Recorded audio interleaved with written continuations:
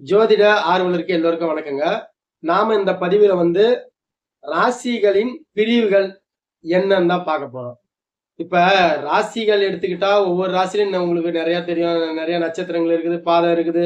அத ஒரு 27, 30 வகையான சூட்சமங்கள்லாம் ஒரு ராசிக்குள்ள இருக்குது. அந்த ராசிய பத்தி அவ்வளவு சொல்லலாம்.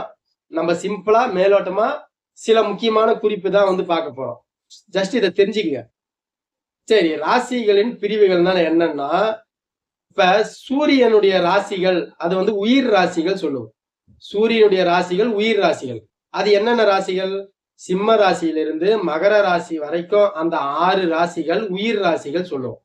அதே மாதிரி சந்திரனுடைய ராசிகள் கும்ப ராசியிலிருந்து கடக ராசி வரைக்கும் உள்ள அந்த 6 ராசிகளை உடல் ராசிகள் சொல்லுவோம். ஜஸ்ட் இதை தெரிஞ்சுங்க.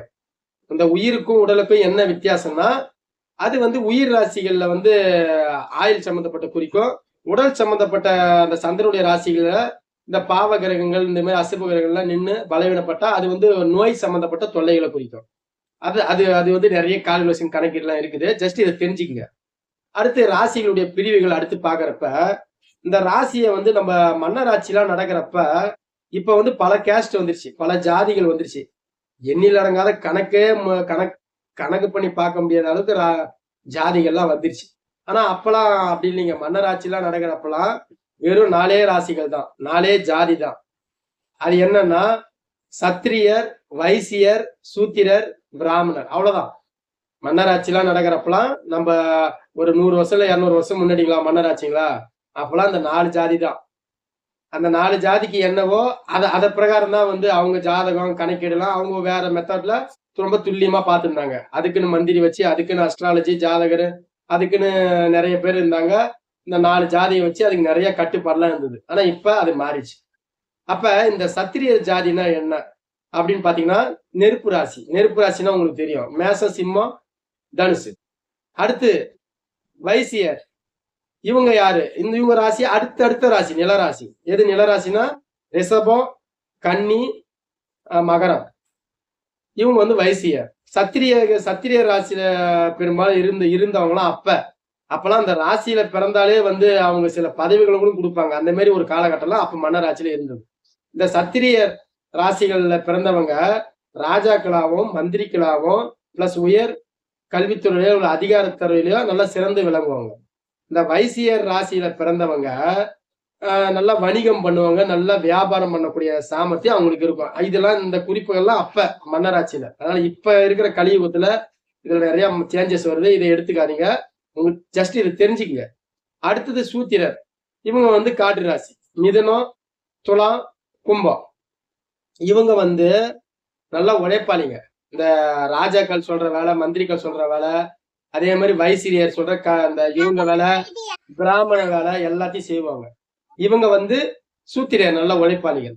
அடுத்து பிராமணர் ராசி. மீன ராசி, கடகம், விருச்சகம், மீனம். இவங்க பிராமணர் நல்லா சுகபோகமா வாழ்ந்து நல்ல சுகத்தை அனுபவிச்சு மோட்சத்தை அனுபவிப்பாங்க. சரி, ஏன்னா பிராமண ராசி, அதாவது இந்த பிராமணர்கள்லாம் அதுவும் ஒரு நல்ல ஒரு அமைப்பு தான். எது சத்திரியர்கள் மாதிரி. இப்ப ராசிகளுடைய பிரிவுகள் என்னன்னு பார்க்கலாம். ராசிகள் பிரிச்சாச்சு. இது அந்த காலகட்டத்துல மன்னராட்சியில சில குறிப்புகள். இப்ப ராசியா 4 பிரிவா பிரிச்சுக்கலாம். அது தர்ம திரிகோணம், அர்த்த திரிகோணம், காம திரிகோணம், மோட்ச திரிகோணம். அப்ப உங்களுக்கு இந்த தர்ம திரிகோணம்னா என்ன அப்படின்னு பாக்குறப்ப மேசம் நான் சொன்னக்கூடிய இந்த நெருப்பு ராசிகள் இது எல்லாமே தர்ம திரிகோணம். மேசம், சிம்மம், தனுசு தர்ம திரிகோணம். இவங்க எப்படின்னா அறவழியில நடப்பாங்க, அறவழியில தர்மமான முறையில நடப்பாங்க அப்படின்னு ஒரு கணக்கீடு. ஆனா இப்ப இருக்கிற கால்வெஸ்ல அதெல்லாம் மாறி இருக்குது. ஜஸ்ட் தெரிஞ்சுங்க. அடுத்து அர்த்த திரிகோணம். எது? இந்த நிலராசிகள். அடுத்து சொன்னல ரிஷபம், கன்னி, மகரமா. இது இந்த ராசிகள் அர்த்த திரிகோணம். அர்த்தம்னா பொருள். இவங்க எப்பவுமே பொருள் சம்பாதிப்புலயே குறியா இருப்பாங்க. அதனால வருமானம் சம்பாதிப்புல குறியா இருப்பாங்க. அதனாலதான் இது அர்த்த திரிகோணம். அறம்னா பொருள். அடுத்து காம திரிகோணம். இந்த 3, 7, 11 இது காம திரிகோணம். அப்ப என்ன ராசி? அந்த இதை நீங்க பெரும்பாலும் ராசியா நினைக்காதீங்க. நீங்க லக்னத்துல இருந்து நம்ம என்ன பண்ணலாம்னா தர்ம திரிகோணம், அர்த்த திரிகோணம், காம திரிகோணம், மோட்ச திரிகோணம். இது ராசியா நமக்கு எடுக்கிறத விட லக்னத்துல இருந்து இந்த 3 ஸ்தானத்தை எடுத்துக்கலாம். லக்னத்துல இருந்து இந்த 1, 5, 9 இந்த இடங்கள் தர்ம திரிகோணம் அப்படின்னு சொல்லலாம். அதுக்கப்புறம் இந்த 1, 5, 9க்கு அடுத்தது உள்ள இந்த அடுத்த ராசி சொல்லக்கூடிய 2, 6, 10 இது வந்து அர்த்த திரிகோணம். அதுக்கப்புறம் 3, 7, 11 இது காம திரிகோணம். அதுக்கப்புறம் 4, 8, 12 இது மோட்ச திரிகோணம். அப்ப இந்த காம திரிகோணம் நான் சொன்ன மாதிரி இந்த 2, 6, 10 தொழில் ஸ்தானம். 1க்கு 1 5ஆம் பாவம், 2க்கு 5 6, 6க்கு 5 10, அதே மாதிரி 1க்கு 5 5, 5க்கு 5 9, அதே மாதிரி பாருங்க 3க்கு 5 7, 7க்கு 5 11 எல்லாமே ஒன்னோட ஒண்ணு ஒரே திசை ஒரே திரிகோணம். அதே மாதிரி 4க்கு 5 8, 8க்கு 5 12. இப்ப ஒன்னோட ஒண்ணு எல்லாமே ஒரே திசையை குறிக்குதுங்களா, எல்லாமே ஒரே தொடர்புல இருக்குது. அப்ப இத ஜஸ்ட் இப்ப லக்னத்துல இருந்து நம்ம வந்து இதை தெரிஞ்சுக்க, ராசியா நீங்க தெரிஞ்சுக்கிட்டோட லக்னத்துல தெரிஞ்சுக்க. எதுக்கு சொல்றேன்னா, இந்த திரிகோணங்கள் இந்த ராசிகளுடைய பிரிவுகள் தெரிஞ்சாதான் அடுத்தடுத்து வரக்கூடிய உங்களுக்கு அந்த ராசியில் இருக்கிற சூட்சமங்கள்லாம் நிறைய தெரியும். இது ஜஸ்ட் ஒரு குறிப்பு, இது மேலோட்டமா சில விஷயத்தை தெரிஞ்சுக்கிட்டு வாசம். அப்ப இந்த 3, 7, 11 அப்படின்றவங்க இது வந்து இந்த திரிகோண அமைப்பு இது வந்து காம திரிகோணம்.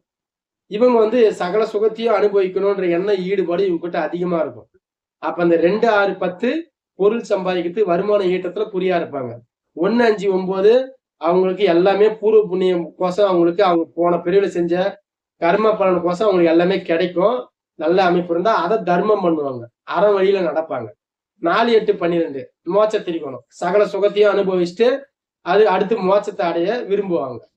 அவ்வளவுதான் ராசிகளுடைய அமைப்பு. இதான் ஜஸ்ட் இதை தெரிஞ்சுக்கலாம். அதே மாதிரி வந்து இந்த சந்திரன் ராசிகள் அது சூரியன் ராசிகள்லாம் உங்களுக்கு தெரியும். அப்ப ராசிகள்ல பல அமைப்புகள் இருக்குது. ராசியை எப்படி பிரிச்சுக்கிறாங்கன்னு முதல்ல பாருங்க. இது எதுக்குன்னா ஜஸ்ட் உங்களுக்கு ஒரு இன்ஃபர்மேஷன் தெரிஞ்சுக்கிறதுக்கு தான்.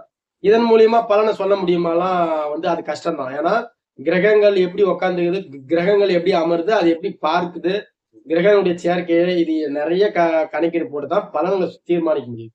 அப்ப இதை வச்சே நம்ம பலனை வந்து 100% சொல்ல முடியாது. ஜஸ்ட் இது வந்து ஒரு 20-30% வந்து பலன் சொல்றதுக்கு யூஸ்ஃபுல்லா உங்களுக்கு இருக்கும். சரி நண்பர்களே, அடுத்த ஒரு நல்ல ஜோதிட பதிவில் சந்திக்கலாம். நன்றி, வணக்கம்.